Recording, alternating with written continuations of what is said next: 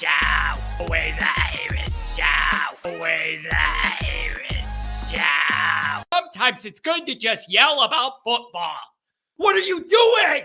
Don't do this to me, Harry! The Ohio State. It's Ohio State! What do you mean, the? It's a poison! I almost stroked out and died over it. I'm glad to be at the party. I'm mad we're this late. You ain't a captain of nothing but a sinking ship! That helps the defense without them even doing a damn thing! Doing a damn thing! The call-in line. 312-988-15. You tell Johnny all you've heard and seen. Oh, Irish. Oh, Irish. Oh, Irish. Oh, Irish. Irish. Yeah, that's right. Oh, Irish. Oh, Irish. Oh, Irish. Oh, Irish. Irish. Yeah, that's right. That's right. Welcome back, everybody. Welcome into a historical edition of the Always Irish Morning Show. Historical indeed, as we move on from celebrating the Navy victory and head towards a matchup unlike any we've ever seen Notre Dame be in before, by definition.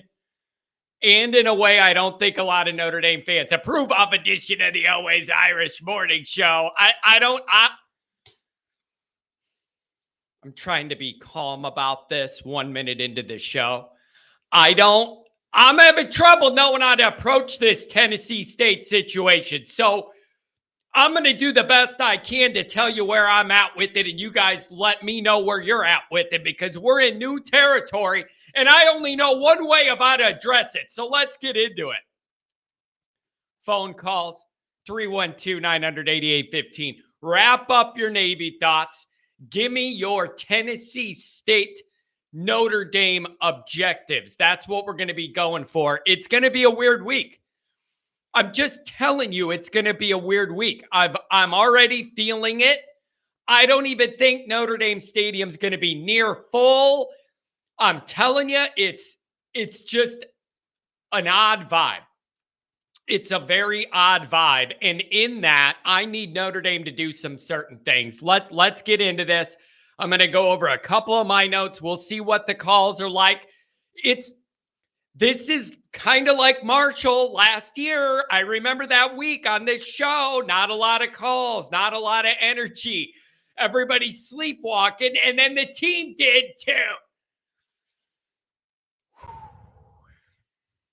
As always, you can find the program on YouTube. Do it. Subscribe if you haven't yet. Appreciate it very much.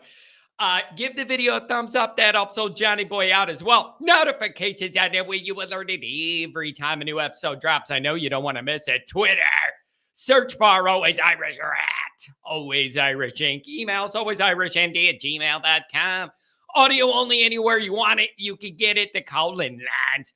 312-988-15. You tell Johnny all you've heard and seen. Instagram, Facebook, Always Irish Inc. We're there now. All right, let's do some of the chats. Let's get caught up on that. Some of you had some good things to say in the chats. Others, not so much. So let's go over a couple of those. Oh, man, you guys crack me up sometimes. Yeah. MJH Irish. Up early to get in line to hear all the things Johnny's heard and seen. Some people may not like some of them, what I'm going to say today. Eric, what's going on? Working in the office. Yeah, Sharky. I just watched a video of John calling Marcus Freeman. Hilarious. Yeah, we're updating the editing on this channel. I got a little assistance on that one. That's a good edit job. Oh, man. Pat, morning, John, and Always Irish family. Happy Wednesday. Almost halfway to go at 2-0. Clean up items from week one. Make adjustments. Keep building momentum. Goal for the week. Second stringers play most of the second half. Yep, you're on it. And we need to get there. Who's your daddy? 454. After ND blows out this Tennessee State team, let's pretend like they just accomplished something to beating Georgia. It'll be fun bragging it up. Listen, man. Listen, everybody that is celebrating Notre Dame's victory over Navy realizes what it was. I nor anyone else is acting like they just won the Super Bowl because they beat that Navy team in transition with the new coach, trying to find their new way.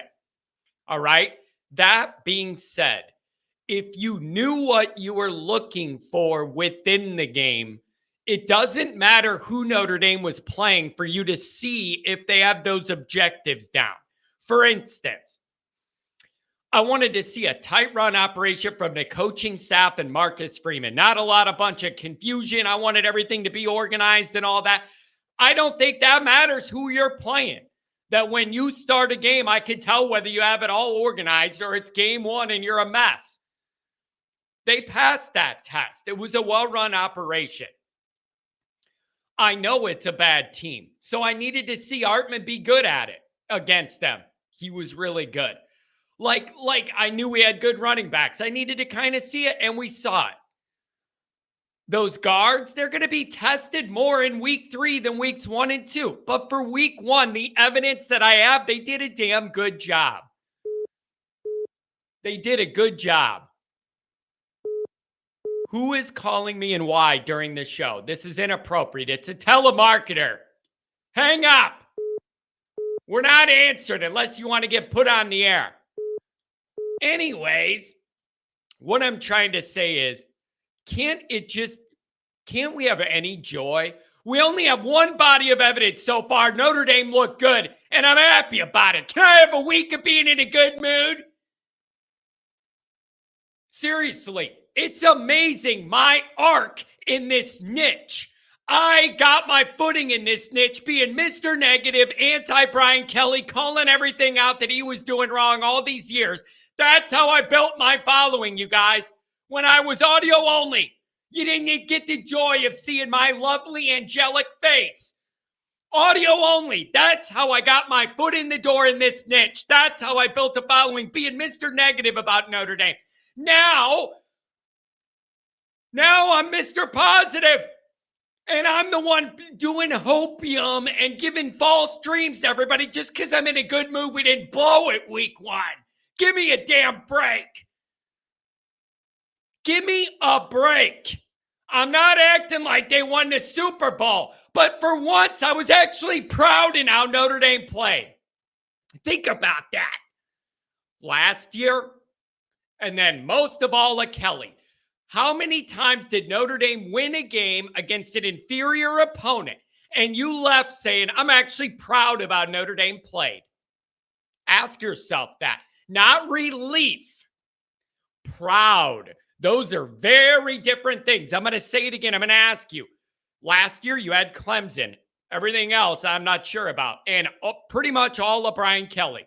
When we beat an inferior opponent, most of the time, I felt relief because we still didn't play good. We didn't blow them out. We didn't take advantage of all the physical mismatches we should have. And it ends up being a frustrating relief when Notre Dame wins. I was actually proud of this one. They accomplished their objectives and it looked good. So that's the only body of evidence I have, and I liked what I saw.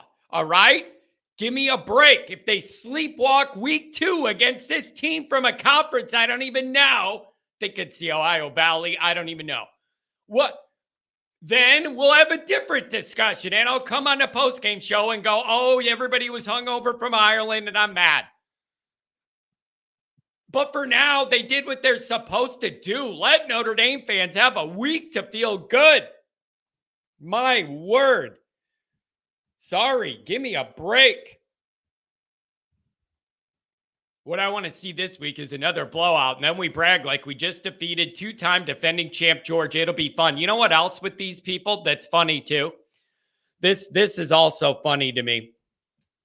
Leading into the Navy game, I got a couple phone calls. I will get to you, I promise. Leading into Navy week, I had all these people in my mentions when I'm doing my pump up promotional stuff, promoting the post-game show and doing all that lead up, doing that work. And I had a bunch of trolls commenting, Notre Dame's going to lose to Navy. I'm calling it now, Al Golden and whatever. We're going to lose. Just watch, John. It's going to be bad again and all that. Then we blow out Navy. And the same people are now mentioning, let's see if you could do it against a good team and this and that. It's amazing how 2 days later, their whole bar changed. First, it was we're going to lose to Navy. Then we were going to struggle with Navy. And now that we blew them out, now we got to move on to the next thing to say that Notre Dame's not good enough. Notre Dame might end up not being good enough. We'll know when we get there. But while all your dreams are in front of you, isn't the time to start saying it? I'm sorry, man. Some of these people live to be miserable, or they just want to try and trigger Johnny. It's one or the other. Either they literally are Notre Dame fans but want to be unhappy, or they just want to trigger me and see what'll get me yelling in the morning. And it doesn't take much. I already did it. But I'm just saying, no one's acting like Notre Dame beat Navy. But the markers you were looking for in this game, those objectives were reached with flying colors. That's what I'm saying to you. All right? Anybody worried, is it going to take 4 weeks for Hartman to be able to find any of these receivers? You got that answer. Do we really have that many good running backs? You got that answer. The offensive line, I know it's just Navy. It was just Navy last year, and we couldn't handle it. Like, there are levels to this. Yeah, it's just Navy. It was also just Navy last year, and Notre Dame couldn't handle the rush. Couldn't handle the pressure. And folded and almost lost the game. So it's like, yeah, it's just Navy. It was then too, and you almost lost. Are you ignoring that improvement? Those blitzes killed Notre Dame last year. They sent everybody, and Notre Dame had no damn answers. This year on the blitz, Hartman was 9 out of 9 for 137 yards with 3 touchdowns. That's a marker I was looking for that was improved upon. Don't tell me I'm not allowed to feel good about it just because it's Navy.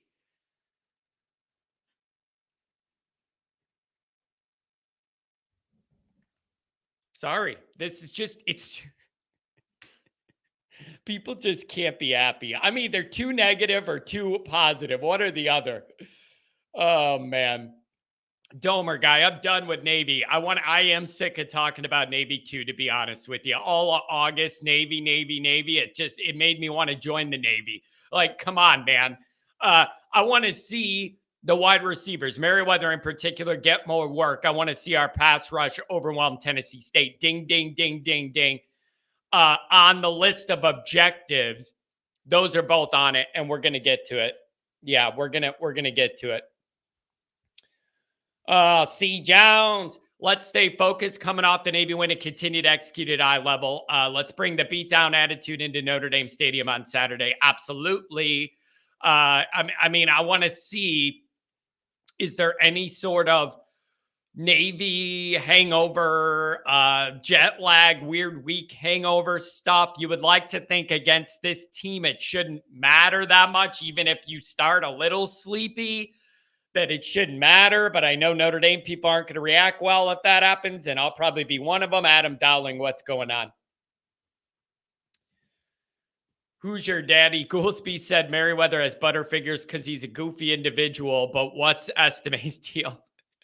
I don't know. But listen, there may be something to this. I feel like Meriweather's in his own head, or his head isn't connected to the game that's connected to his body.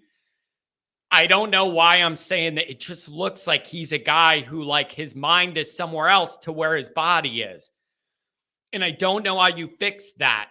That's like really internal. Maybe if you could get him going this week, and that when we talk about our objectives in a game like this, maybe make it a priority to force feed Meriweather the ball against this opponent to build him some confidence and get him some catches.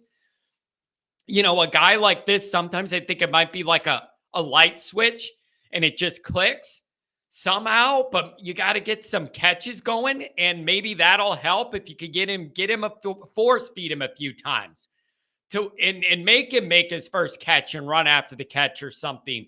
But it just looks like his head's not connected to his body. That first ball he dropped, nowhere even close to catching it. Nowhere even close to catching it. Like, not even, it wasn't even close. And that just tells me on such an easy gimme throw that you knew they did just for the reason to get him a catch and get him ingratiated into the game. And he wasn't even close to catching it. That's a mental thing. That's a mental thing. And it's going to be a lot easier to get over the mental thing against Tennessee State than Ohio State. That's one of the big objectives they have, is to get that guy involved, build his confidence, and get his mind right, locked in. It seems to be a struggle. It was last year, and you were like freshman year, injury, whatever. You don't have those excuses this year. And if he doesn't step it up soon before week 3 and then week 5, there might not be a lot of snaps for that guy. And that may lower the overall ceiling of what that Notre Dame offense is capable of being. But you got to go with the guys making plays. So I'm sorry. Adam Dowling, remember what happened in last year's opener? That's kind of what I'm saying, man. Starting 1-0 is a totally different vibe than starting 0-1, no matter who it's against. All the good vibes are still there. It's not a huge build-up in the summer, and then you come crashing down in 1 week, and everybody's miserable the rest of the year like last year. Adam, what in the wide world of sports does the opener last year have to do with playing Tennessee State? I think he's referencing wrapping up last week and then getting into this week. Remember what happened in last year's opener, and that's why what happened in this one makes me feel better. Andrew Gilmore, Happy's older brother. I agree, Domer. If Meriweather doesn't have it, bench him. They should not hesitate to play Greathouse. Unless my eyes to see me, he's the best receiver. Who cares how old he is? Play him. We're entering that territory. We just covered it. It's going to be a lot of pressure on Meriweather here. You got basically Tennessee State and then whatever happens in NC State, and they're going to want to start firming up what they're going to do against Ohio State. If he doesn't emerge soon, he might get passed up. And guess what? That's big business in a big city. Sorry, man. He's been given every opportunity to be the number one guy. They are trying to make him the number one guy. They want him to emerge as the number one guy. They want to use that big body and all that. He's got to get it done, though. Like, they tried to give him the ball Saturday. It wasn't working out. Even on the penalty one in the back of the end zone, everybody I've seen review that in the Notre Dame media says he needs to make a play on that ball. Instead of drifting back when it's going, that he needs to come back through the receiver, force that contact, even if you don't catch it. Force that flag to be more obvious, like be more aggressive. I don't know, man. It's just not there. What you want to see, it's just not there. And he needs to step it up. Needs to step it up. Bob Kelly, Brian's older brother. Greetings, John. Perfect weekend, except USC had to spoil it by winning. My only concern, as I said 2 weeks ago, is our field goal unit. Let me ask you guys this. This is a give-take, plus minus. Callers, I see you. This is a plus minus give take. Is Notre Dame better served this year to play early in the year? I'm going to leave Clemson out of this because it's in the later quadrant of the year. Is Notre Dame better served to face Ohio State and USC both undefeated? Or would you like to see them with a loss to where you know they're vulnerable, leaking oil and all that? I could see arguments both ways. Nationally, it's better for Notre Dame the better those teams are if Notre Dame beats them. And if, you know, that's a bigger high profile game if Notre Dame beats an undefeated Ohio State. If Ohio State lost before Notre Dame, that changes that game. Changes everything, because then Notre Dame would be expected to win. And that's not how it is right now. That changes the whole narrative. USC, I just think they're going to outscore people till Notre Dame. I don't see anybody that they play that I think is going to challenge them till Notre Dame. That one I'm more certain of for sure. And I'm interested to see Ohio State, Indiana. I'm interested.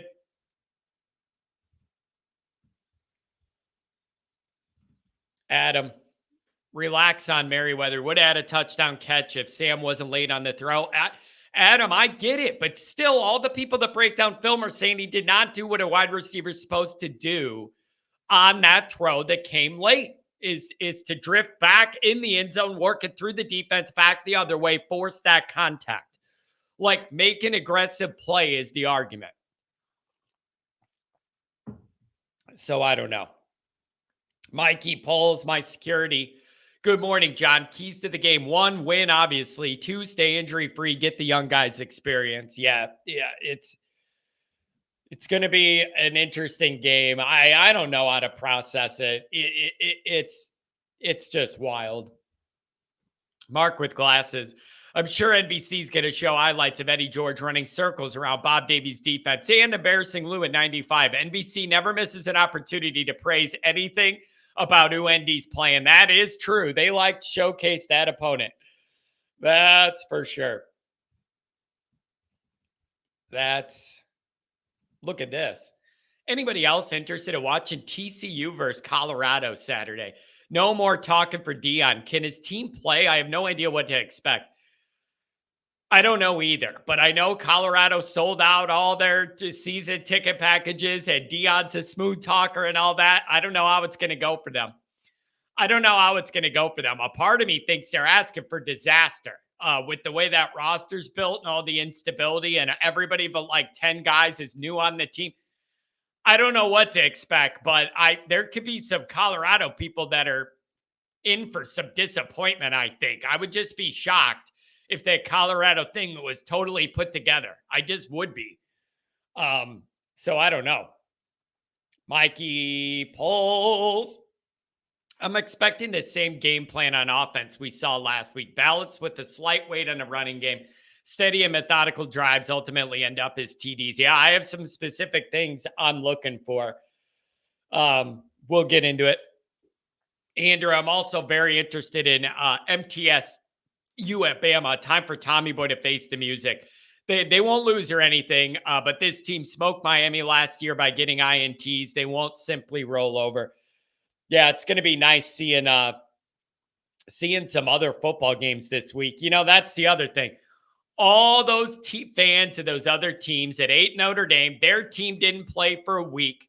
And they had all that time to just sit there and try and find reasons to nitpick and downgrade Notre Dame's game. I'm telling you, Notre Dame fans are underestimating the hate. And those teams, literally, those people were smoking out ribs on the grill, drinking their beer, making the whole plan of the weekend to watch Notre Dame fail. And we messed up the start of all those people's football seasons by not letting it happen. And it's quite fantastic. Okay. Justin Jenkins, good morning. BVG should be the coach. What's going on? I doubt that. Oh, man. Bob Alvey, I think Navy returned 8 or 9 starters on D. They did, including the entire defensive front that dominated Notre Dame the second half last year, but everybody wants to overlook that. TSU looking for execution. We had a couple holding calls missed against Navy. Also want to see the second O&D run with the plan fully. Yeah, that would be nice too. What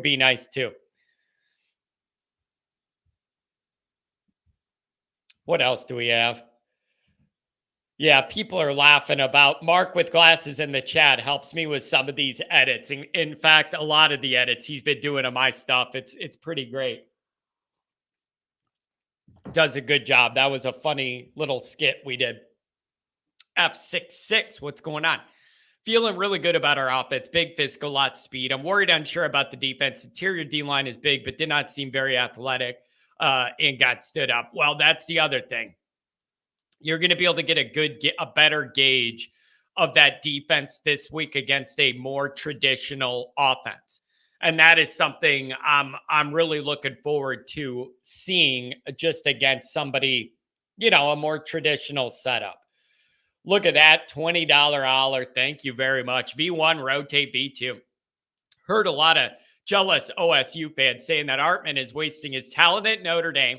Should have went to Iowa State, but I thought he was overrated. I also learned San Jose State is a sleeper Power 5 juggernaut, so hand the kid the trophy. Again, you guys, it's amazing. Caleb Williams and Sam Artman had almost, not identical. I don't think the yardage was almost, everything else was almost the same. No picks, 4 TDs. Great day, great start, all that. ESPN, it wasn't on their app. It was all Caleb Williams and LA, hand the kid the Heisman, the whole Hollywood show. Wasn't a peep about Hartman's day. So whatever, you guys keep watching them though. I'm serious. 2 days later, there was nothing. It was all Williams. Nothing about Hartman on ESPN and the college football tab. But you guys all go support him Saturday mornings and then come complain about it. It's illogical. You make no sense. You cannot be a Notre Dame fan complaining about ESPN, and the first thing you do on Saturday morning is stuff your face with donuts and turn on Game Day. You people are hypocrites. You don't get to do it. Do not watch ESPN programming. The only time it's okay for a Notre Dame fan to do that is when the game is on there, and it's the only way you can consume it. Game day, the talking head stuff before and after it, all during the week, garbage. Propaganda.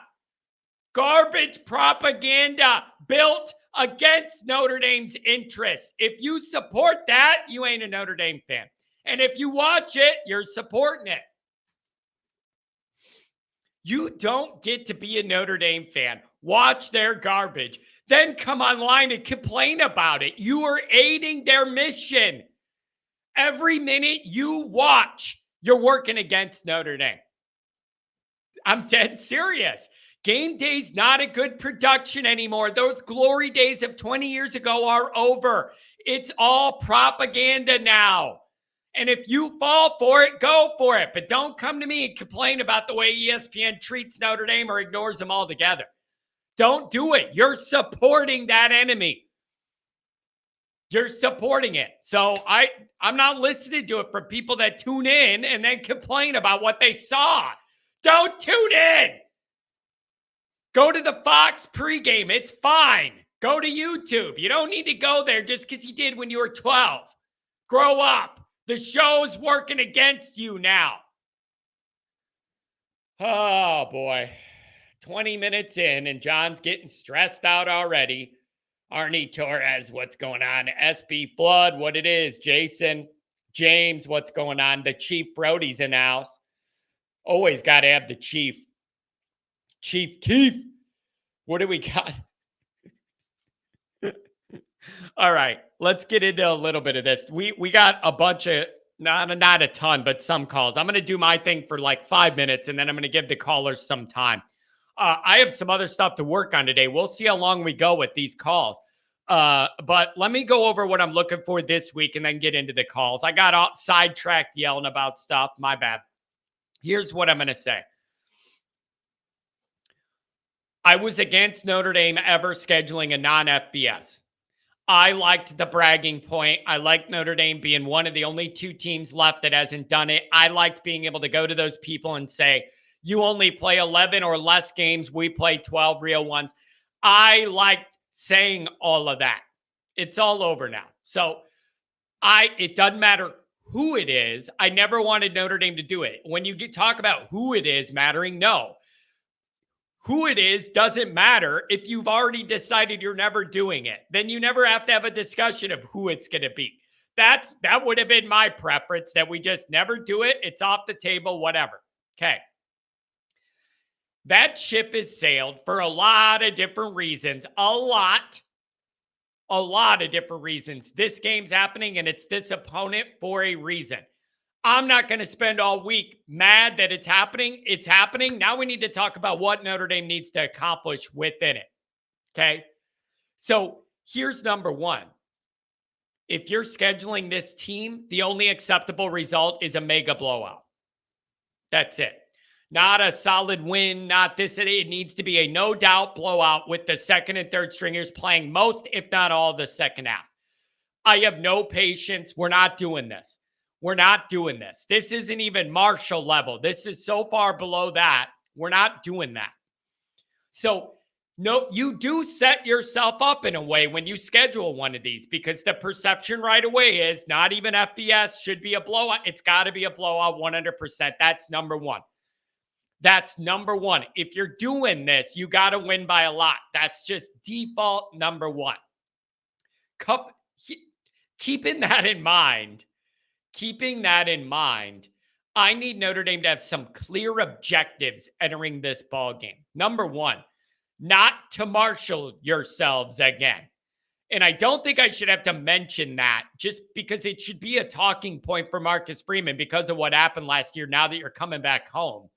Not to marshal yourselves again. A second point of that is, with Sam Hartman, I almost don't know if you could marshal yourself. I think he might be too good to let that happen on his own.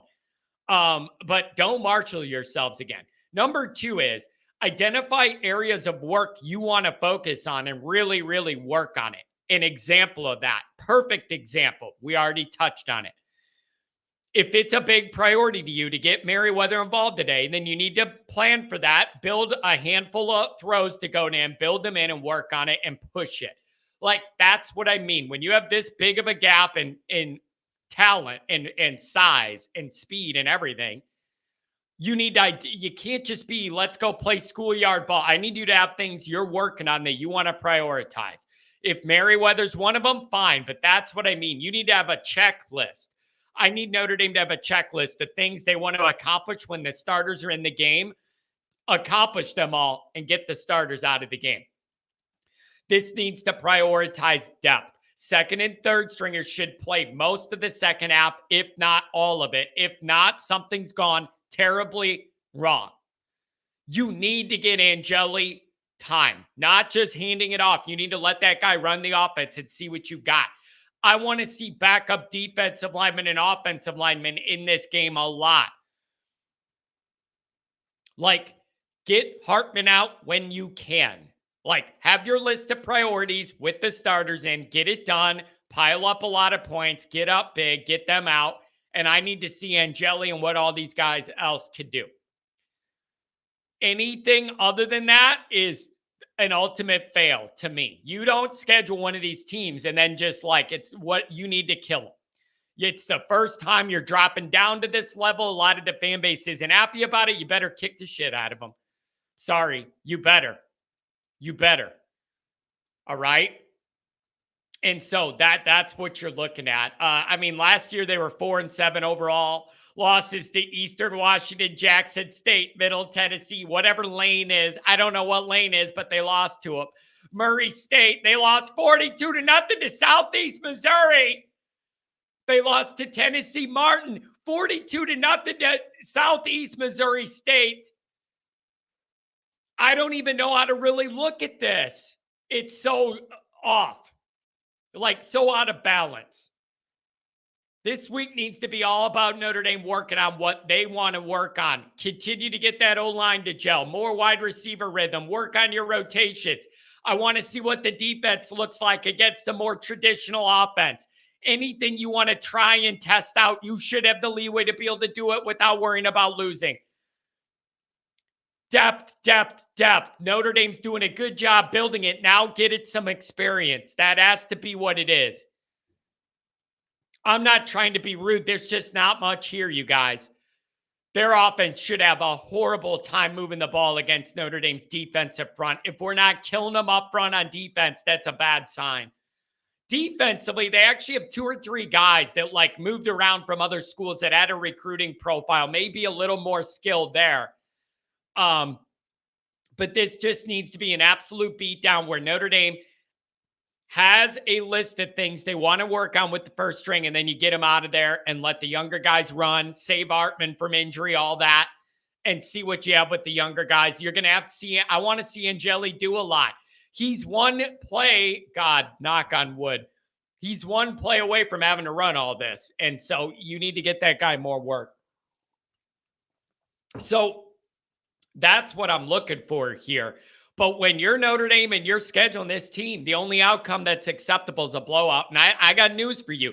That stadium ain't going to be sold out. I got multiple people that message me, John, I'm shocked to hear them advertising Notre Dame individual game ticket sales on the Chicago AM sports radio stations. Why are they doing that? I had multiple people ask me, sarcastic, John, I thought Notre Dame, everybody wants to go to every Notre Dame game. Why are they advertising on the radio?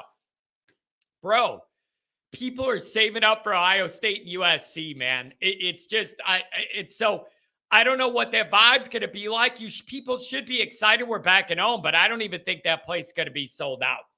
I don't. So I don't know. All right, let's take a couple calls. 707. Good morning. Good morning. How are you? If it's 28, good. If it's 28-0 Notre Dame in the first half, I want to see Minchie play too. I want to see each of them get a quarter. Let's watch Angeli and see what he can do. And let's see what Minchie can do, because I don't want him to leave. The same way we're trying to use all these running backs, I'd like to see us keep that quarterback stable in place until CJ Carr hits the scene, So I think Minchie was a 4-star, and he's, a lot of accolades coming his way. So, from high school. But let's see what he's picked up, in this year, because if he sits out this whole year and we play only Angeli, that's not going to keep him motivated to want to play, because then what's he looking at? He's the in between CJ Carr and Angeli. So I think he might want to leave. So I don't think I'd like that. I'd rather him get some playing time and just see what he can do. If we're up big on this team, and I agree totally, this FCS bullshit, it's just ridiculous that we have to play them. I mean, it must have been something. Isn't Eddie George the coach? So, is there a Freeman connection there? Or, yeah, because they were both Ohio State guys. So that's the connection. Yeah, I'm sure that's how this all started, because they're both Ohio State guys. And it's just new territory, man. Like, this isn't even like Marshall level. And so I'm really struggling to process, what my expectations. Yeah, I'm really trying to process what my expectations should be. And I'm not trying to be rude, but you got to blow them out. And anything you really need to work on, with your main group, you need to do it and get it out of the way and work on it and then get those guys out. It's just an odd week, and I feel weird, and I should, because this has never happened before. So I'm struggling with how to process it and try and be respectful, but acknowledge, man, if this game isn't over by halftime, something's really wrong. Yeah. And I'd like, I don't think that we should give Meriweather any special treatment. I think I don't know if it's a good fit for him at Notre Dame. He doesn't seem involved, he doesn't seem like he's really connected much. So there's an aloofness that there's a feeling of disconnect, and it's like a thing where you feel like you could see it kind of. And then when he dropped that first, he's not working hard. I don't see him working hard. I don't know, man, but there's an obvious brain body issue here. And Notre Dame staff has been trying to I don't want to say baby him along, but kind of give him every opportunity. Let's go. We're trying to force this. And he's got to just make some plays, man. Maybe force it to him this week and he could get some confidence and do something. But he's going to get passed up. The window of tryouts here is about to end. And so it's going to get serious, and he needs to step up. Yeah, and that pass interference with him, he ran too deep into the end zone anyway. Yeah. They wound up calling it off because it was just he's got to realize where he is, Yeah, but I want to see Hartman do just what he did this last week. Involve everybody, give them all a shot. Go to many different receivers and you do your running back thing. But as far as I'm concerned, Meriweather has to earn his playing time, and if it doesn't work out, we have some guys there, there's Flores, Greathouse. And you know what else? There's really more. There's more coming behind them in the next class that'll pass you right up. You don't think Cam Williams is looking to shoot right up into that rotation? And he looks fantastic from all the film I saw from the opening of high school. And so there's reinforcements coming. Is there anything else you're really looking forward to in this weird matchup? I know for me, I am excited to see the defense line up against a more traditional offense and see what they look like in something that's more common for your eyes to be able to judge. I want to see a ton of penetration, no running room, pressure in the quarterback. If you're not doing all that here, I have concerns about the week after. So I want to see that. Yeah, and I want to see a little bit more involvement of the tight ends. I want to see them be able to. Let's see what they can play. I think that Mitchell Evans is going to be good, and let's see what he can. Let's see what. Yeah. All of them. Let's see what some tight end action, because they were ignored last week. So yeah, and but I tell you what, a part of that, I've actually heard on that something like the last 3 times Notre Dame tight ends didn't have a catch were all against Navy, kind of by plan because of the way things were. And the difference is, if you had Mayer, that would have changed, because that would have been different. But it is interesting to me, the last 3 times Notre Dame did that, it was all against them. So there's something in the structure of that. And then the other thing is, man, Eli Raridon may be the best natural tight end pass catcher Notre Dame has, and he's been working back from injury in uniform last week, but did not play. Good blocker, really gifted receiver. He's going to change that group when he gets back in the mix. Yeah, that'd be good. Yeah. I mean, I just want to see something from the tight ends, because you're going to need them at some point in this season. When those good teams start coming in, you're going to need a big guy to give you 8 yards, or Yeah. And then let me ask you about this. Over the middle. Let me ask you about this. I've been seeing some national guys, the fair ones nationally, all kind of had the same message I've seen.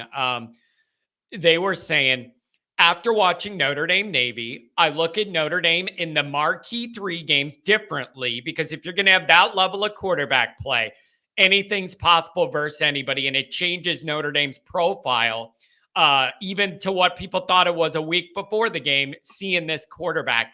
Is that overblown, or do you agree with that take? I mean, I kind of agree with it. If you have that quarterback play level that Notre Dame has not had entering any of these big matchups lately, how can it not change things? Notre Dame's more dangerous. Yeah. Well, we know it makes a difference, but I've been trolling the hell out of different places this since Saturday night. Like I went off on Uncle Lou's show, and oh boy, USC is acting like I have no problem worrying about we're not going to have a problem with Notre Dame, and meanwhile they're going to have to come into Notre Dame. Hey, I'm going to tell you this. USC. I'm going to tell you this. You got to give a guy like Uncle Lou credit. He found his specialty, and it is getting everybody trolled up and worked up, and he knows exactly what buttons to push. He gets under everybody's skin, man. It's a riot. Yeah. And you know what else too? He's down in Georgia. He's right outside of Augusta, and it's all football year round down there too. It's a perfect little setup down there. That's exactly it. I mean, you go to his room and it's nothing but USC, and then you go to the Voice, Mark or whatever. Yeah. And his is all Big Ten. Yeah. So, yep. It's like you go in there and you're going to get into it. I know I'm going to get into it with people.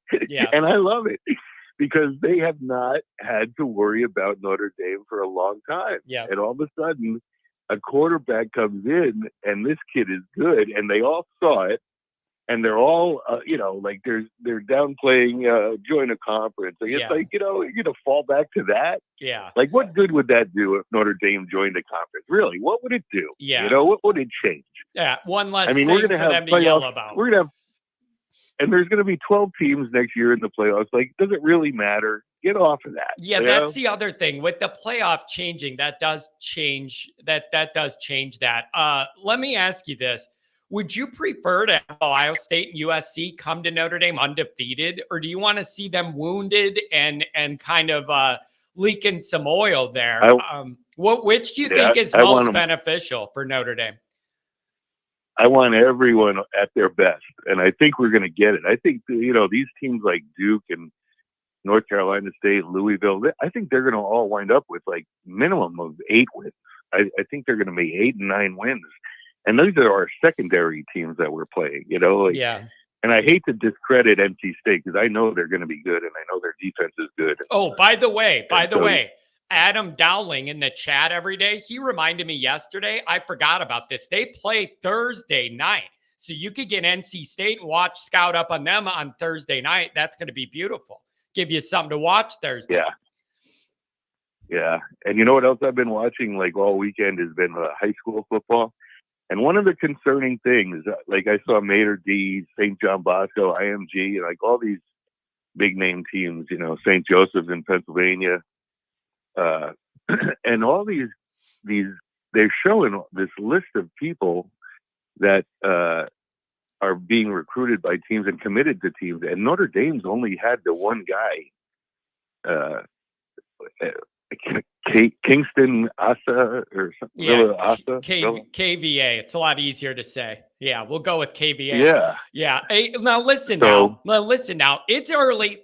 It's early this year. It's early, and I'm not going to overreact. I am going to say this. So far, it seems to me that this staff is really good at evaluations and better at development than the last staff, because some of the guys that weren't the highest rated guys are already contributing in a quicker way than the guys under Kelly did when they came in. This staff seems to be pretty good with their evaluations, and the development I like so far what I'm seeing overall. So those are on the plus side. And I love what you said about seeing Gaduli on the sidelines with I just like it. He was talking to the whole. Yep. He was talking with the offensive unit. Like his quarterbacks would get together, but he was also talking with the whole offensive unit. And I think that's what's really important. Man, I like it. When you have a guy up in the booth, like you are disconnected. Yep. You're talking to one guy on the headset. Yep. And that's just not good enough. You've got to. If it's your team, you're the defensive coordinator. Al Golden's on the field, and I love that. I love that he's not up in the booth. Yep.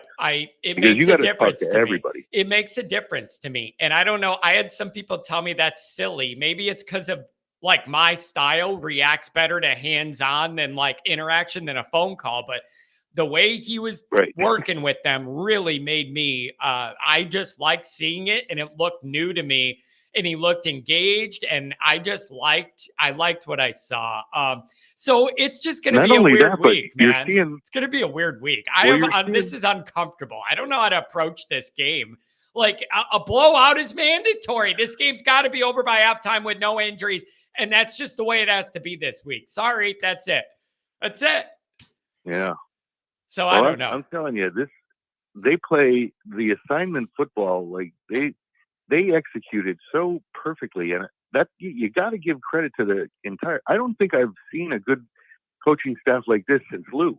I really don't. I don't think there's been any coaching staff that Notre Dame has assembled since Lou, when he had Joe Moore and Alvarez and I mean, I don't want to get ahead of myself. I don't want to get ahead of myself. But of the markers I'm looking for, they're doing a really good job. And let's see how organized and put together and energized we are coming back home. Anything else, my friend? Thanks for giving me a call today. No, I'm just watching Clemson play in South Carolina right now on the ACC network. And it's interesting because Notre Dame beat both of them. And, you're talking about Uiagalelei, who is good. Yeah.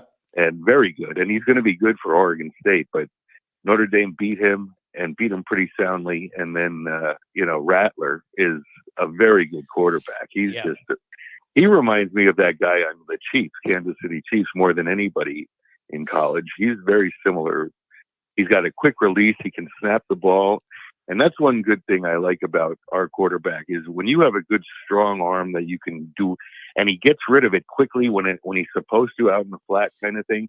When you have a quarterback like that that can do that quick release and strong throws, that's the mark of a good quarterback. And I think we have that with Hartman. And you know what else is a mark of a good quarterback? When Navy blitzed, he was 9 for 9 for 137 yards and 3 touchdowns. That also tells me a lot. Like, that tells me a lot. That guy's seen it all, been around the block, knows what to do, knows how to deliver. And it's beautiful. So, hey, man, I want you to have a good Wednesday and stay in touch. We'll have a lot more programming the rest of the week. You know that. I know that. All right, man. Take care. Go Irish. Have a good one. Go Irish. I don't understand this chat. Bring back Charlie Weiss. Some ND fans are secretly jealous of Ohio State's national status. Prove me wrong. I am openly jealous of Ohio State's national status. I don't understand the nature of this insult or whatever this is. I'm openly jealous of Ohio State's national status because they have elite talent and have won things that matter recently, unlike my favorite team. I guess I don't understand like the point of this. I openly am jealous of Ohio State's national status. They recruit elitely every year and are in the mix to win a title every year almost. It's not a secret. I'm openly jealous of it. And it isn't that stupid, I'm jealous of. It's the damn results and the talent. It's the results and the talent I'm jealous of. But it ain't a secret. They've accomplished more than we have in my lifetime. They should have more national status right now. It ain't a secret. They've done more. They've earned more. I hate it, but I acknowledge it's real. It ain't a secret. Now, if this said that their overall brand in history is bigger than Notre Dame or something, then I'm going to change. But their national status, they've earned it by elite recruiting and elite results being in the mix every year. Having elite playmakers on offense every year. I'm jealous of that, and it ain't a secret. 859, what's going on? Hi, John. How you doing? I'm doing very well, my friend. I'm trying to go through some uncharted territory here and figure out a set of goals for Notre Dame this week in this new matchup. I don't know how to process it other than work on things and blow them out and get the backups in. I don't know what else to say. That's true. But Notre Dame fans, for the love of God, let's get something straight. The goal is to make the playoffs, yes or no? How is the best way to make the playoffs? Be 12-0, but we can't guarantee ourselves that. So let's say with that tough a schedule, we have to go 11-1. Keeping that in mind, we need the three big boys that we play to be 11-1. Why? Because when they evaluate the teams at the end of the year, we want quality wins against teams that only have one loss, not 3 and 4. I don't get how anybody has to take 10 seconds to think about that. Push back where I'm wrong. Yeah, no, well, I just think some people may look at it as if Ohio State loses before they play Notre Dame, they're more vulnerable than we thought, and that should increase the odds that it's easier for Notre Dame to win that game. I think that's the thought, that it would expose them and put doubt in their minds. And then if Ohio State loses a game before us, it means they lost inferior talent, which means they have other problems going on. Like that would be used to make Notre Dame feel better entering that game and put doubt on the Ohio State side. But I kind of think I want them undefeated. USC's going to be undefeated. They don't play anybody that has firepower to keep up with them until us. I think you're going to get them both undefeated, and these are going to be huge games. That's what it looks like to me. And the one that scares me is Clemson. I think we can get through everything else. But I think that's my whole point, is that while we need those two to be 11-1, so that, okay, we got the one loss. Clemson, let's say Clemson's undefeated, well, that takes the ACC bid there. We could get left out with that schedule 11-1. Not easily, but it could very well happen. Man, that'd be tough. To go 11-1 with this schedule would be really tough. But the other way to look at it is, if you did that, well, it depends on where the one is. But you would have a head-to-head win with Ohio State. You would have a head-to-head win with USC, right? Like that's a big deal. But that means you got to assume that Ohio State wins the Big Ten. Because what if Michigan wins the Big Ten? I guess that's a problem too. You got to break it down. There's five. As of right now, there's 5 power conferences. So right away, you got to eliminate 2 of the conferences to sneak in and take a bid. That's the way you got to approach it. Yeah. I don't think anybody's coming out of the Big 12. So that should get rid of that. That's why Notre Dame taking out Clemson. Now, we got to hope Clemson can take out Florida State, because they're supposed to be pretty good. And I don't know about Miami, but those are the 2 front runners in the ACC. So that's the way you got to approach it. Yeah. Because you know a Big Ten winner's getting in. And you also know that they're getting at least 1 SEC school in, if not 2. You got to always worry about that, because they always let Alabama, and Bama's the only team in the country that can get an automatic loss, and they're still a top 2 team every year. Yeah. They might as well just give them an automatic ticket. It's disgusting. Hey, Tim, who are you rooting for? Florida State or Brian Kelly Sunday night? Oh, God. You know me in 93. I still should have another banner in my basement, but it pains me. I'll do that chop all night long to see that liberal lazy lose. Hey, that's where I was too, man. And I will be highly intoxicated. That's where I was too. I've been saying all summer, it's really desperate times where there's a situation where I'm going to be sitting there rooting for Florida State, but those are those times. I might actually stream that live, Tim. I might go live and just stream it. And I couldn't call in because I might not. I won't do that to you. I won't call in on that. You'd have to mute me. Yeah, and I can't. Because I know that chop drove me nuts. That's why I hated the Atlanta Braves. Yeah, it's rough, and now I'm in a position where I'm going to root for him this week. But these are the desperate times we're in. So I don't know. And then Tim, I don't want to get ahead of myself, Marshall style. I'm really excited to get into the next week and be able to break down the NC State matchup. Like, that is very intriguing to me. The first real physical test for Notre Dame this year. That's the one I'm excited about. So we need to get through this one healthy with the big blowout. And then I'm really interested because that's where things really start for Notre Dame. 100% agree with you. That's where we're going to get a real true picture. Where's our season headed? If we can handle North Carolina State relatively easy, then we'll roll your tailgate game. That should not be an issue. Then we roll Ohio State, 4-0, right? Yep, that'd be it. So but I have one question. Yeah. I have one question for you. Actually, do you know anything about what you always say you spend some money on the football thing and you'd like to see a building? For the love of God, why can't this school buy their own private jet and fly that staff of 200 people comfortably? They go to the West Coast every year. That to me is disgusting. We had to charter a flight. We can't own our own plane. I mean, they got the private jet that Freeman does for recruiting that is, I believe, owned by a booster or donated by a booster. I was told something about this from somebody in that circle. I believe the private jet is either owned by a booster or was donated to Notre Dame for like this kind of use by a booster. And then the bigger planes, I don't know how that works. Maybe they don't own theirs, but they charter it. Like, I know when they go to the playoff games, like there's an administrative plane where all those people and their families fly down together, like on a big plane. I don't know about that. What do you want? One of the Patriots, they got their own plane flying around there. Like, do one of those, the big leprechaun on the nose. I like it, baby. A flying leprechaun. Yeah, that'd be nice. But you know what I'm saying? Just like in the heyday of the 49ers, they had a luxury jet. He put the money into it so he could, and a pro team is just about as big as a college would be. They flew in style. There you go, Tim. Leprechaun Air. Let's go, big boy. Leprechaun Air, baby. I like it. It's going to be great. Shamrock logo flying through the air. I like that, man. That's good.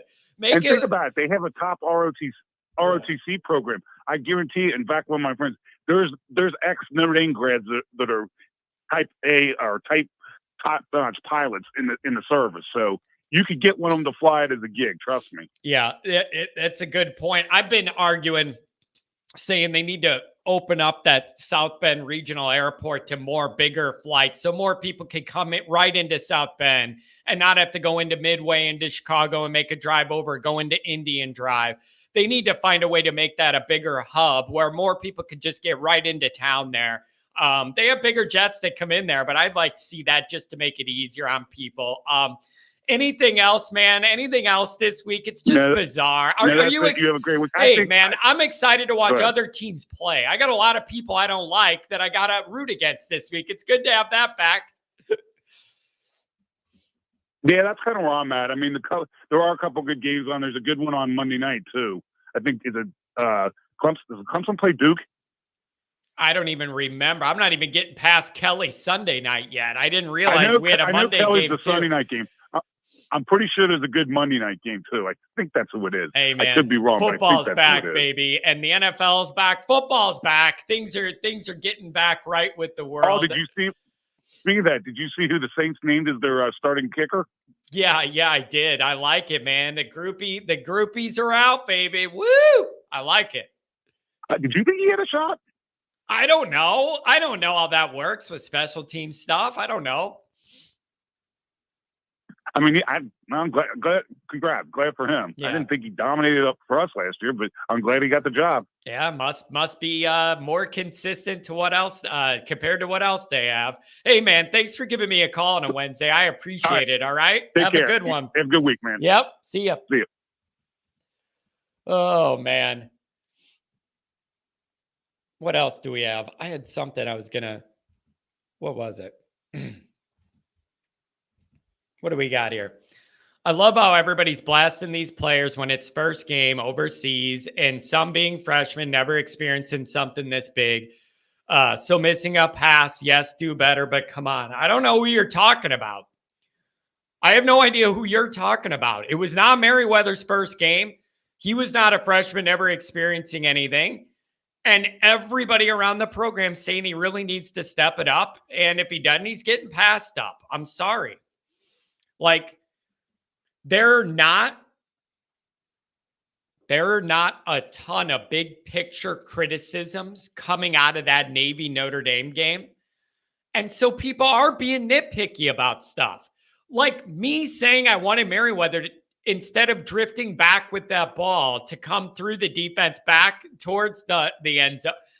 Like, that's real nitpicky. I saw people complaining about not thinking that Notre Dame's wide receivers had enough separation and that they were slow off the jump. And even if they were catching balls against Navy, under-talented, undersized, not fast Navy defenders, how are you going to do against the big three if you're not getting that separation against Navy?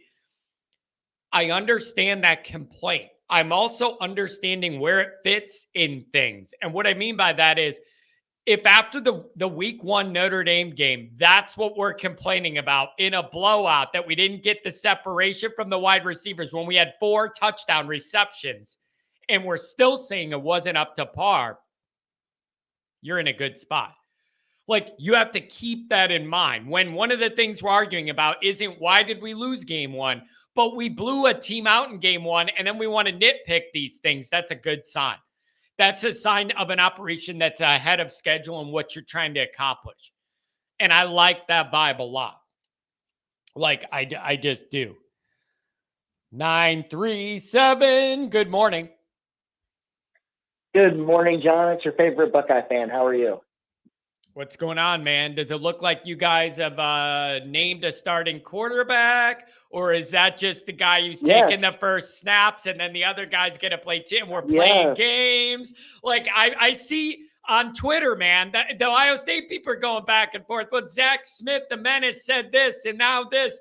What's the realities here? What's the freaking reality? So I think reading the tea leaves, the reality is that the younger guy performed probably slightly better than the older guy, but due to the idea of trying to keep the older guy happy and keep him in the program, they think that both these guys are NFL quarterbacks. That's what I've heard, but they're trying to keep them both in the system. They know the younger guy it has more of a mentality of staying and fighting. They think the older guy might have a little bit more of a mentality of, hey, if it's not mine, I'm gone at the end of the season. Yeah. So they're going to try to let it play out on the field. I think the fan base is pretty much divided on the strategy. Personally, I would rather, play the better player, play the guy that won so do you the think, battle. But if it was close, man, this is a newer world issue that these coaches now have to navigate, is the reality that, you recruit these good guys. Well, the problem with recruiting good guys is they're going to want to play, and there's not enough spots to go around. And it's a new age issue. How do you keep these guys happy enough that you don't lose your own guys you already recruited and then you lose them? Like, and with the no sit out thing, they could just go, I'm not starting, I'm out of here. Our guy, we had 2 quarterbacks do it this year. Drew Pine down at Arizona State now, and then Buckner down at with Bama. That's a new age concern, trying to navigate those personalities. And I bet a lot of coaches hate it because they want to be the emperor. Wait your time. You're in the fold. It's a new world. Yeah, it's it's really interesting that the politics of this is just really more complex due to the whole transfer possibility. So I think Notre Dame's in a great spot knowing who their guy is, and I think Ohio State could end up being a mega backfire, or maybe it'll make one guy more resilient and he'll step up his game. So it's yet to be seen. Now let me ask you this though. Let me ask you this though. Is there any anxiety at all that you guys are actually starting against like a Power 5 team and not, Central Southern State, something? Is there a little bit more with game one of like you're actually playing a team that will have some real college football Power 5 bodies and all that, and you have a new quarterback? Yeah, any anxiety about that all going right away, or we feel good? Yeah, I'm a little bit anxious because we really don't know what Indiana is. They had 25 transfers go into their program over the offseason. So they're going to have basically a new roster. Yeah. And last year they were not good last year. So this year, if they flipped a lot of those players out, you never know what you're going to get. Tom Allen's always been kind of a pesky coach for us when we play, especially at Indiana. I think it'll be interesting to see how they do. I think where they could screw it up is if the quarterback, not letting the quarterback kind of work out the kinks through the game. And unless they build a lead, man, I don't know how you play multiple quarterbacks. I know when C.J. Stroud, his first game, we had to go up to play Minnesota. And it took a whole half for him to get his feet wet and start rolling. And we were losing for some of that game because of that. And so I don't know. It is a little bit concerning. Do I think we'll lose the game? No. I think as far as a possibility of losing the game, I'm at a 9.5 on the idea of that. And listen, man, so, I think Notre Dame wants you guys undefeated too. I know I do, because it changes the whole dynamic. If one of us lose before that game, it really changes the angle a lot. And I would like the setup for Notre Dame if Ohio State was undefeated. I want that. I want that number by your name. I want that to be what it should be. Both of us undefeated and see where we lie. And then we kind of navigate from there in this season. So I would like to see maybe Ohio State struggle, but win leading up to Notre Dame. And then that would maybe be a good balance of what I'm looking for. A little vulnerability, but still undefeated. You know what that reminds me of, man? Clemson last year, where they were undefeated, ranked number 4, 8-0, but they were leaking oil, begging to catch a loss, but they hadn't had one yet. So the ranking was the ranking.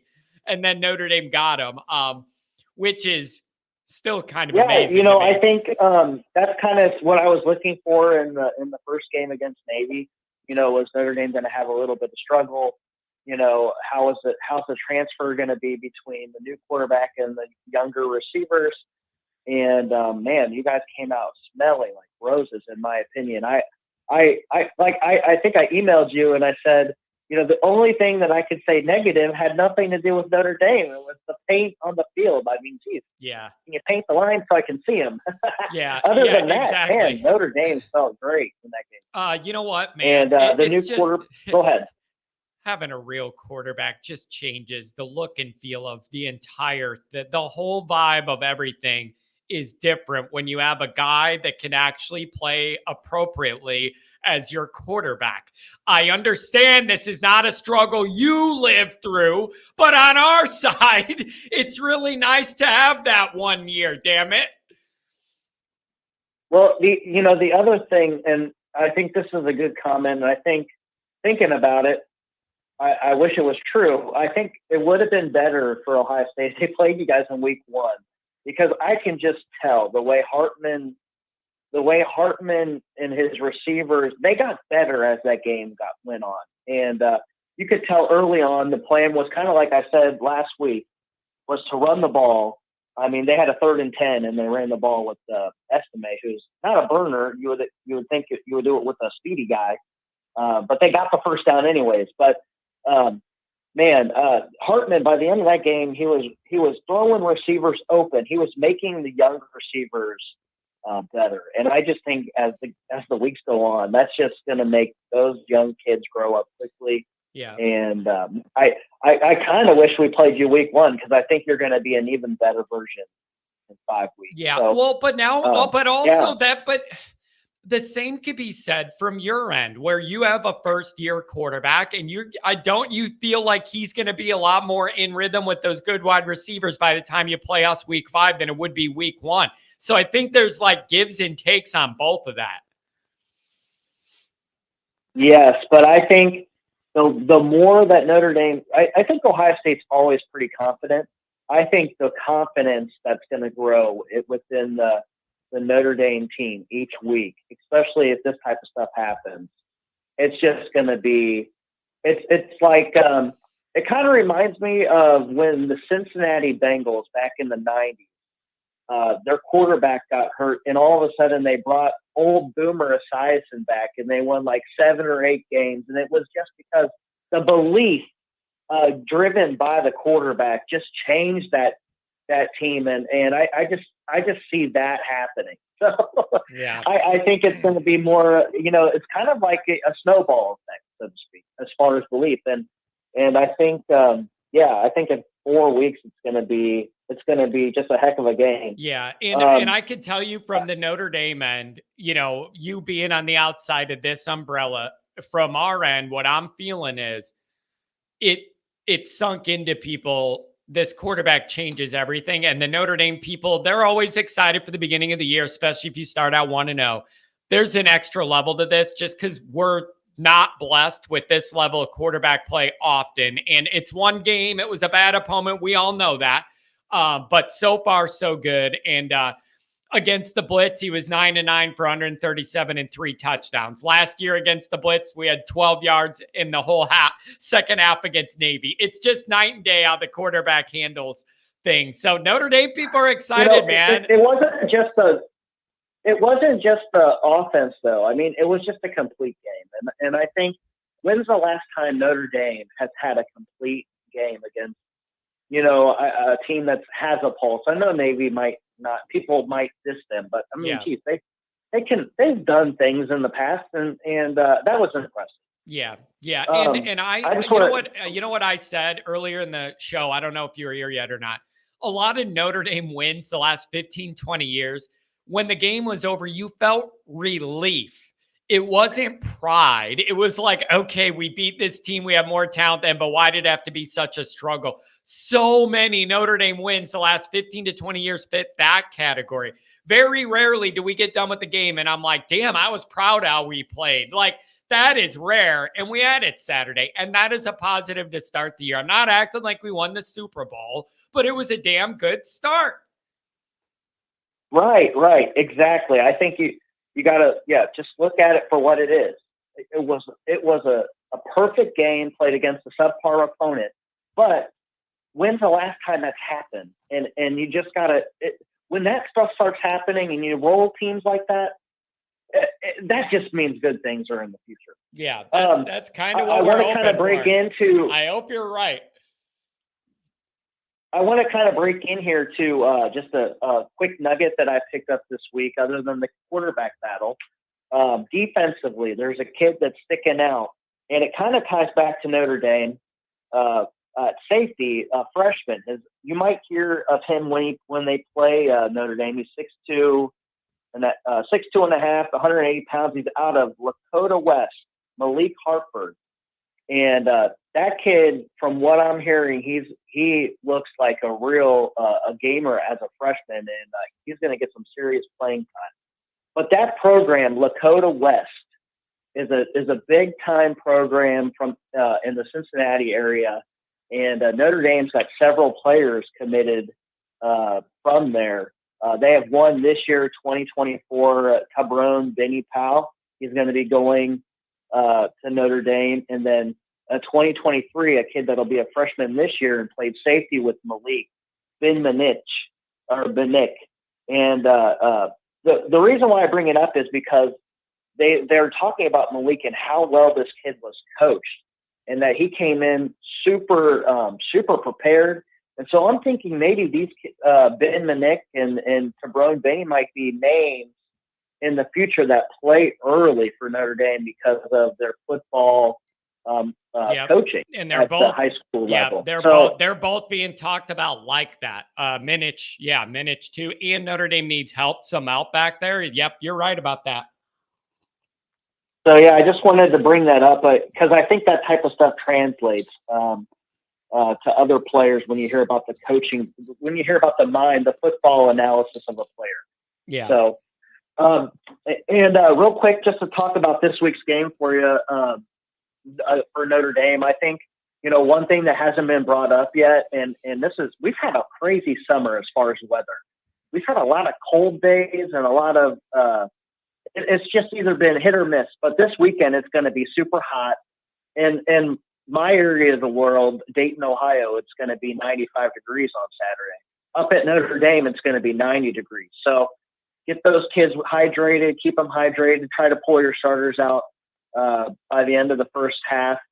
Hopefully you'll be up 28-0, get the second string in, make sure that those kids don't get tired and cause an injury due to that. So that's one thing I would watch out for. It's going to be a really hot weekend. Hit the pool, guys. Yeah. Beautiful, my friend. Hey, thanks for the analysis. Thanks for the multi-team breakdown here.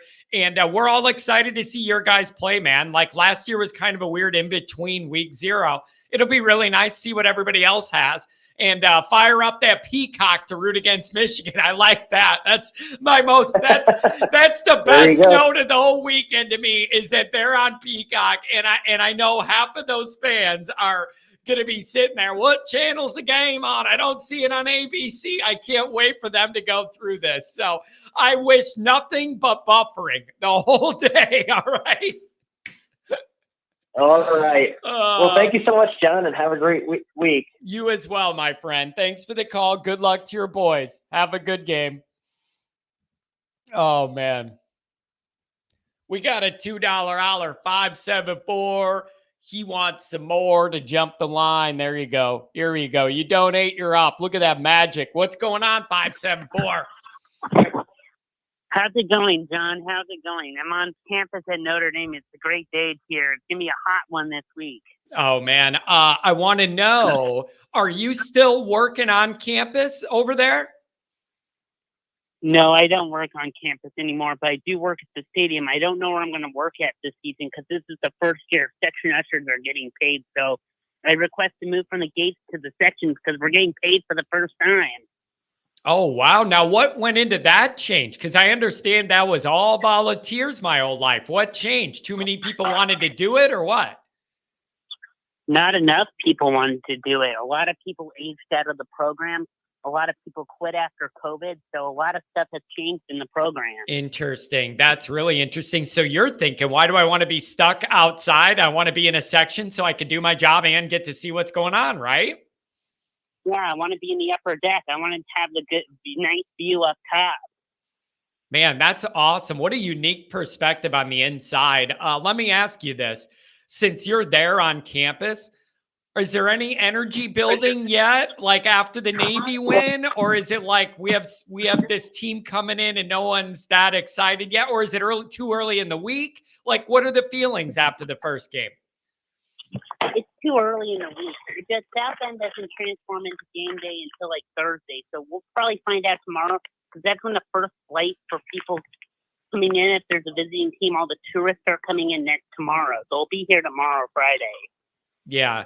And so, I just don't know what to expect. I'm not sure. It's just a weird matchup. And I want to see Notre Dame succeed. Anything changing Notre Dame fans should know about coming into the stadium? You're the perfect person to ask. You're not going to yell at everybody to sit down, are you? No, there's not going to be any changes. Although I will say this, bring a bottle of water because it's going to be very, very, very hot. And the lines to the concession stands have been bad for the last 3 seasons since COVID. I'll say that right now.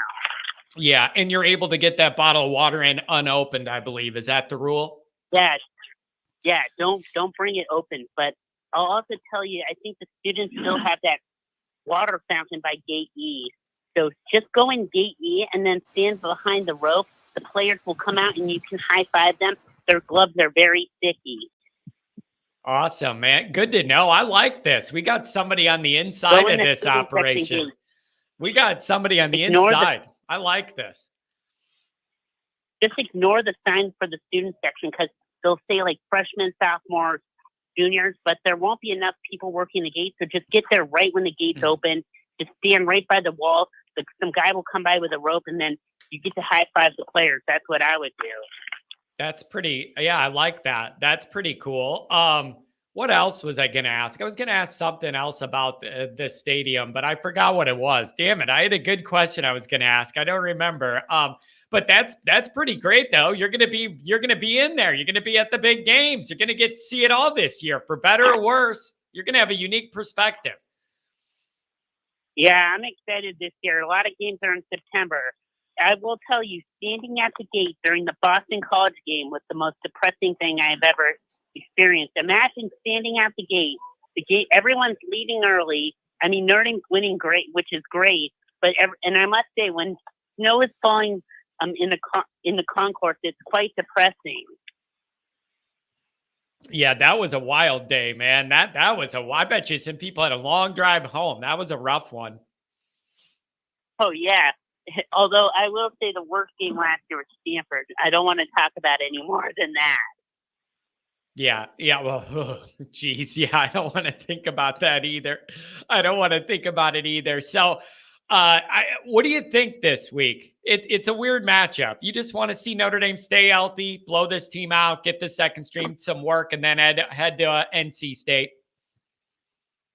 I think that's exactly what I want. I want Notre Dame to put this team away early, watch this more dancing marching band on these HBCU schools, and then just put this team away and then start enjoying all the backups in the second half. Yep, that would be good. Any reactions to Navy? I thought it was a wonderful start. Sam Hartman was as advertised. The team looked very organized and well put together. Really great performance. And I'm feeling good about it. And that's not always something I could say as a Notre Dame guy doing this show. I love what I saw. I know. I mean, I've been on this earth many years, 26 years, and I'll tell you, I've never seen Notre Dame that I've been that excited after a Navy game. Usually after Navy, I'm like, we should have won more games this year. But after that game, I felt great that we put this team away early. Hartman played great, and it makes you feel excited about what's going to happen in the future for Notre Dame. Yep. It was just it was a really refreshingly good start, low stress, good for my airline, good for the blood pressure. That's a good start to the year. We're 1 for 1 there. And it's going to be, hey, we're back at home, man. There's no place like home. It's just Notre Dame's first home game. There's something magical about it. Sometimes you get hot weather. You don't know what you're going to get. But people are going to be excited to be back in Notre Dame Stadium, and it should be good. I want you to be safe, keep hydrated, and have a good first home game, my friend. Anything else? Not much else, but I will say this. Bring plenty of water and hope the players have plenty of water at their dorms. I always tell, because all the players would use to live stream, I told Jafar Armstrong once after the Vanderbilt game, which was a 90-degree day similar to this, you better have water in that dorm. And he's like, yeah. And he showed me, like, he had 3 jugs of water. The coaches gave him water, so they better give him water this time. Yep. Keep them boys hydrated. Hey, I want you to be safe out there. Have a good day of work and practice that welcome to Notre Dame. I will practice that welcome to Notre Dame. Have a good day, John. Hope to see you at the tailgate for the Central Michigan game. Hey, we're going to be in the North lots, and I'm going to have a huge flagpole with my logo on it. You're not going to be able to miss it. Everybody on campus is invited. Even the trolls, everybody's invited. We'll be in the North lot, and I'll have a big flagpole. You can't miss it. Okay, I know where that is. I can't wait to see you then. Beautiful. That will be fantastic. And everybody's invited. Can't wait to see you. Have fun this week, okay? Okay, John. Have a great week. Take care. Oh, man, it's nice. We got an usher on the inside. I like it.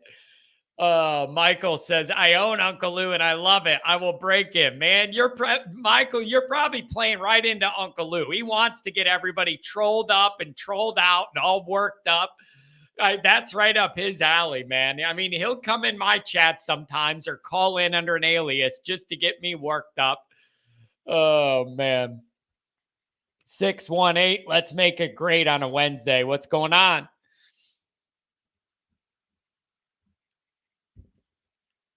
Uh-oh. Is he asleep again? 618. He was the one on the night shift, and then I had him on hold too long and he fell asleep. He'll call back if he wakes up. He'll call back if he wakes up. What else did I have here? I want to look. Something else I had on my notes. I'm going to go over there. I don't even remember if I said this before. I know what where was it? Did I highlight this? Look at this. Michael, I like this because this tells me that you're paying attention to my Twitter videos and my shorts and stuff and some of the music polls I have that connect back to other things. My hip hop knowledge never ceases to remain. That window of late 90s, like West Coast G-Funk, that whole Death Row, Snoop, that old like West Coast, anything from there till like early 2000s is kind of my window. But that old G-Funk vibe era, all those beats, that I love all that stuff. It's all about the beat. Just it has to have a good beat. And man, I got old school hip hop's right up my thing, but especially that late 90s window where you had all of that stuff going. I love it. Oh, I love it. Yeah, look at this. John, any more new buildings to ruin our parking? I'm telling you, every single freaking time I pull into campus, there's new buildings that go up and they all say band building, science research, international, this and that. Just put football on one of them. Just put football on one of them to make me happy. You can do science experiments in it if you want. Just put football outside on the front to make me happy. Give me a football building. Give me a football building. All that money, and it's always something for something else. Give me a new football building. Just give it to me.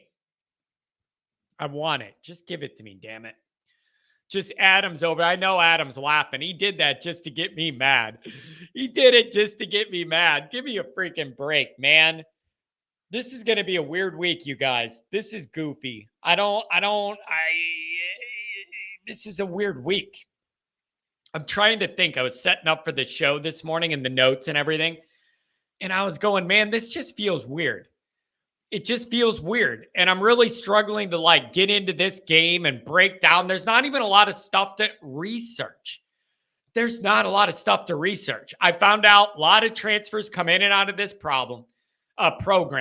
Offensively, they're going to be bad. And defensively, they have a couple guys that have like 3-star recruiting rankings bounced around, and that's it. I don't know what to say. Like, I'm not trying to be disrespectful. I'm not trying to put this program down. And I know it's an HBCU, and I know that they struggle for resources, and that's part of doing this game is to give them, money to be able to fund their program and all. I get it. But football-wise, I just don't know how to look at it other than stay healthy, blow them out, accomplish your objectives, and get off the field. I want to see that defense play a regular offense. I want to see more rhythm with that offense. I want to see them try and get Meriweather's confidence up. I want to see if they could do more stuff with those different backs and maybe end up with a more firm pecking order, you guys. They're not going to be able to make 5 guys happy all year. It ain't going to happen. It's not going to happen. So I want to see how that could listen. Would it surprise anybody if JD and Love were not ending the year right behind Estime? Those guys look different. It just looks different when they do stuff out there. It just looks different. When they have the ball in there, it just looks different. Wouldn't surprise me if those 2 young guys rose right up behind Estime. And it may not be now or before Ohio State, but by the time the year ends, just off the talent, I believe that just might be what it is. That it just might be what it is. I know what I wanted to say, and I wanted to note this, and this is a credit to Dr. John Jay Lehman, anybody else who watches this show but went over to Dublin. All I hear from the national, other fans and online and everything is Notre Dame irrelevant, Notre Dame irrelevant, Notre Dame irrelevant. Yet the American Notre Dame fans set the world record for most Americans to ever travel internationally for a single sporting event for the Navy game. Just under 40,000 people traveled over there, and that's fantastic. So congratulations to all of us on that. And then also the other thing is, and I'm going to mention this. Again, another bad mark on the Notre Dame isn't relevant angle is the fact that the TV viewing of this ball game, Notre Dame versus lowly Navy, was a higher TV ranking than the ACC championship game. I'm going to repeat that. The Notre Dame Navy game drew more viewers on TV than the ACC's championship game. You're right. Notre Dame doesn't matter, though. Nobody's watching them. Doesn't matter. Nobody's watching them, right? Irrelevant, right? More than a title game. So miss me with that angle. Miss me with that angle. All right, everybody. That's going to be it for the show. I got a few other things I need to record. I got to do something with my daughter before we go to school. I got some things to do. So here's what it's going to be. I'm going to have a video coming out tonight on top of this one. I'm going to have the full Tennessee State preview that'll go out tomorrow. We're going to watch some football Thursday night. Friday, we're going to do the morning show. And then we're going to do a night show. And then we're going to do the post-game show on Saturday. And if enough people want it, I am more than happy to go live for Florida State LSU.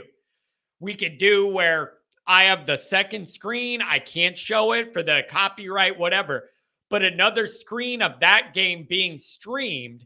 And then we could just talk and BS, maybe drink some beer, make fun of Kelly, look at what's going on. And like, if people are interested in that, I will do it. I'm not going to do it if nobody's interested. But if you all would have fun to grab a few beers in a non-Notre Dame environment, that's why I think it might be fun. Yeah, Sunday night, Pat, because that's when Florida State and LSU play because everybody's off work. Everybody's off work on Monday for the holiday.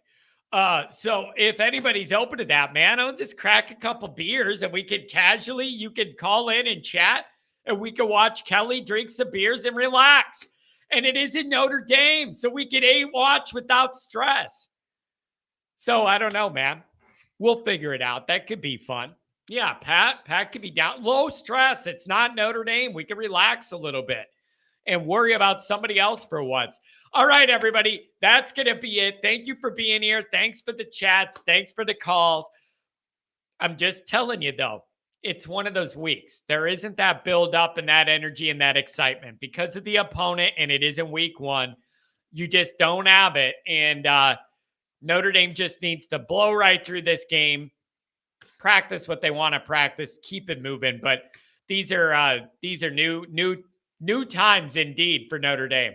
Everybody have a good rest of the day and stay tuned. I got a video coming, not a short, a regular video coming out tonight.